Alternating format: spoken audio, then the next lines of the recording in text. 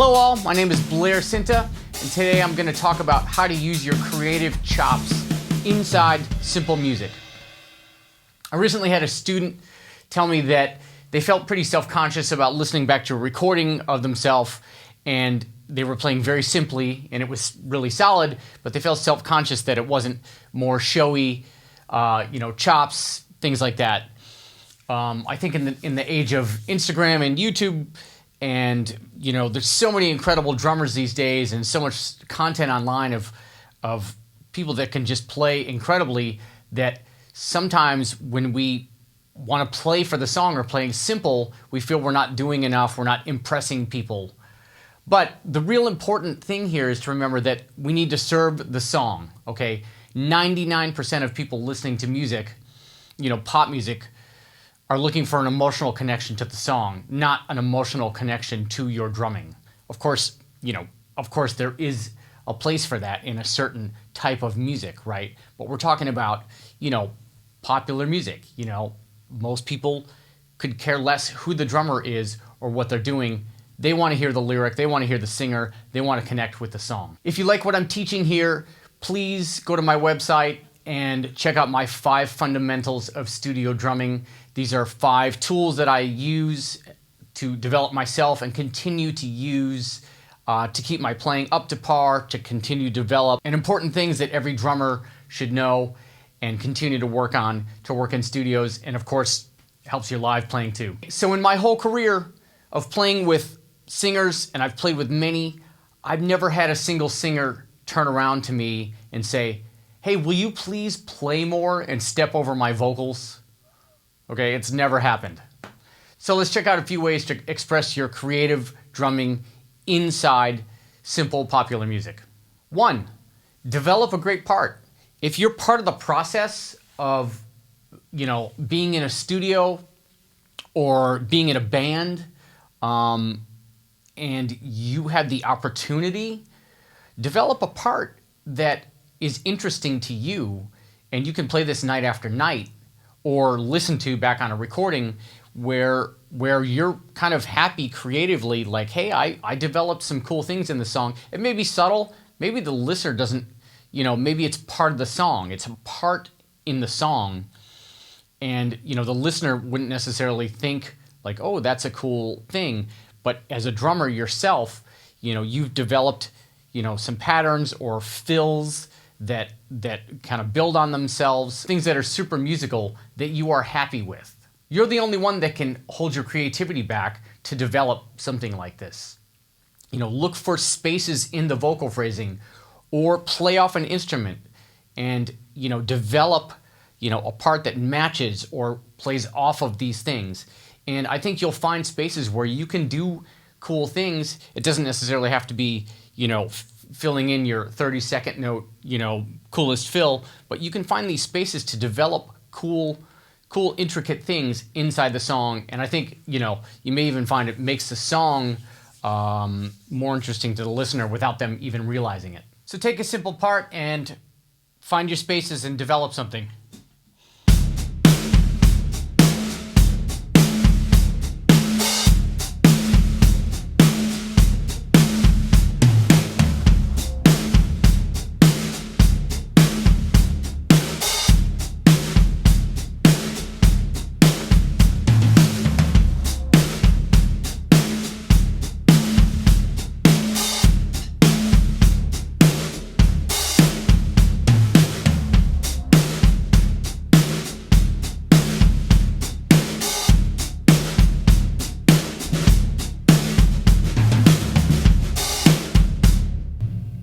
Number 2, find interesting sounds. Okay, even if we're playing kick, snare, hat, and especially if you're helping develop or in a recording studio, you can get so many tones out of this thing, the snare, and the hi-hats, okay? Bright cymbals, dark cymbals, bigger, smaller, different sound here. Of course, any number of snare drums you could pick, or the tunings that you could pick inside of a snare drum. Lay things on the snare drum.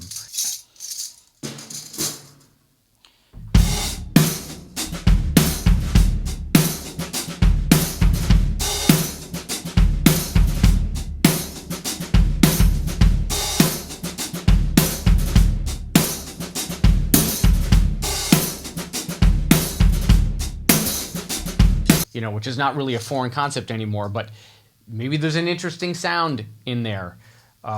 Big bass drums, small bass drums, dead, open, different beaters. The endless combination of just inside kick, snare, and hat can make an interesting sound, interesting sonics that could be a cool part of the song. Again, this is not something that the average listener may be thinking about, but it may be the sound that you develop can hit them in a certain way. There are definitely certain pop songs that have a snare drum sound that the average listener has no idea. They're like, oh, that's a cool snare sound.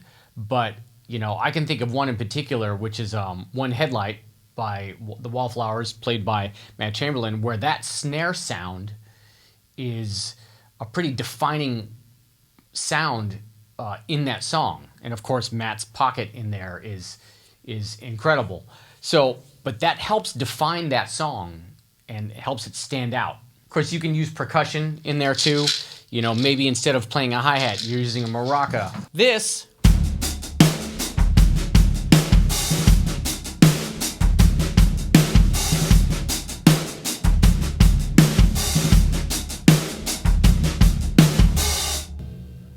could be this.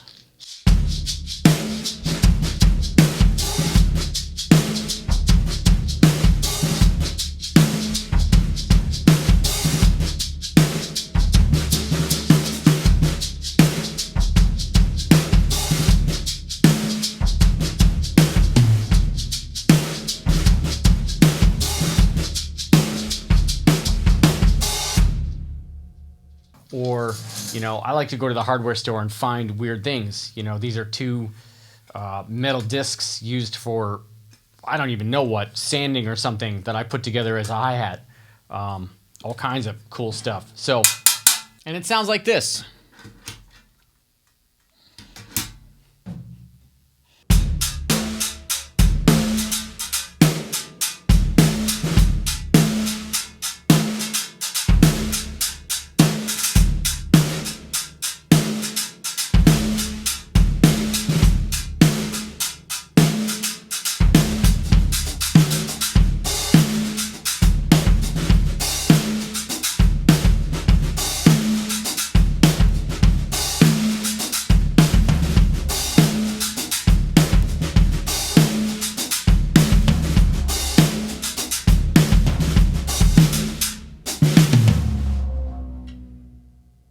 Get creative with your stuff. And again, you can play simple, but maybe it sounds interesting and you develop a part around it. Number 3 would be just to own it. Just to own playing simple. Simple grooves played with conviction. Okay, and conviction doesn't mean loud necessarily. Could. It can mean quiet.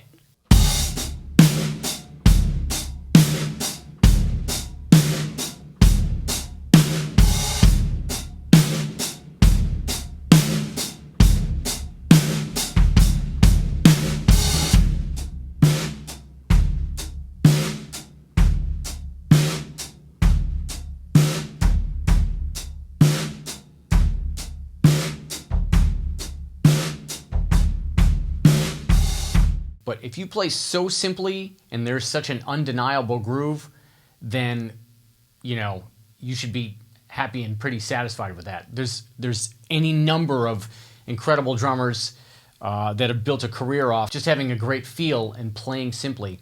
If you don't know who Andy Newmark is, look him up. If you don't know who Steve Ferroni is, look him up. If you don't know who Phil Rudd is, look him up. That's not to say these guys didn't have any chops, but what they are and were called for is their groove and making it feel good. So that's our first job, first and foremost. Thanks. I hope you got something out of this. My name is Blair Cinta. Please visit my website. I teach privately. I record tracks here at my studio for any number of people over the world, so I can record remotely for you. And I also have a Patreon, which you can check out, which has recurring lessons on recording drums. That's it. Take care. Hopefully you're inspired. And don't be afraid to play simply and make it your own.